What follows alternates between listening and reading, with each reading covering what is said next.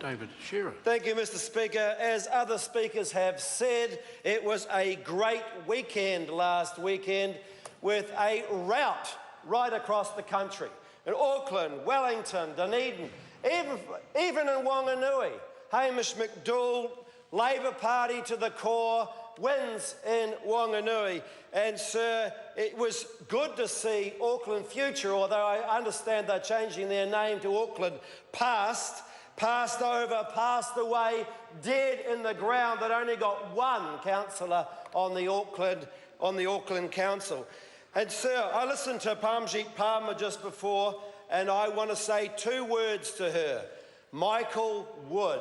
Because that is the two words that you will wake up to every morning and think, oh my God, I don't want to face Michael Wood, because he is beating me, and he will, Mr Speaker.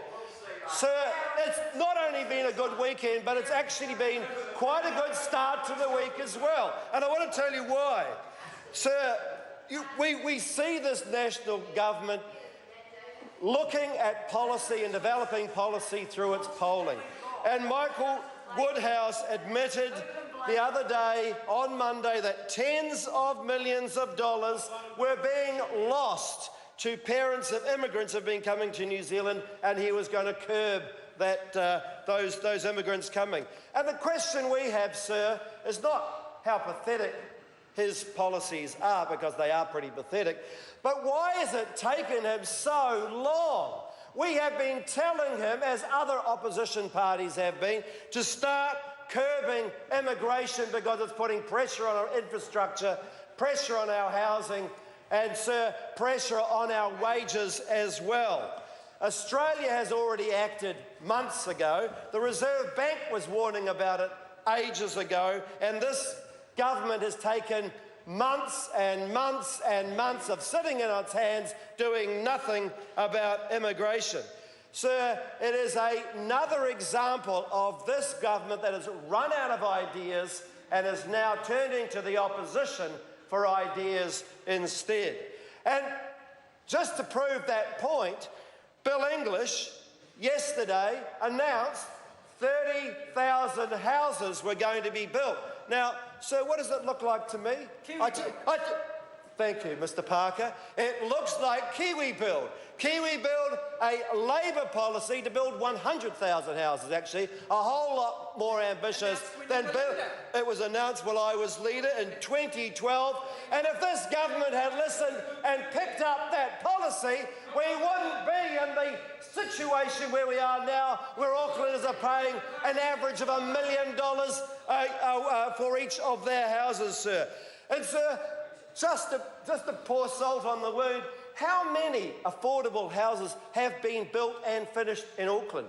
How many have been built in the special housing areas, sir? 18. 18.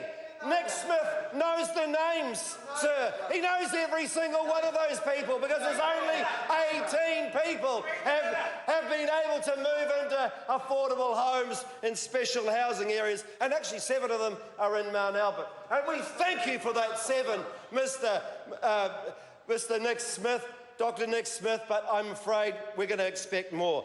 Sir, I'm making a prediction, because the government has stolen the opposition's policies on immigration, they've stolen them on house building, and my prediction is that within the next few months, the government will ban foreign buyers in New Zealand, or they'll tax them.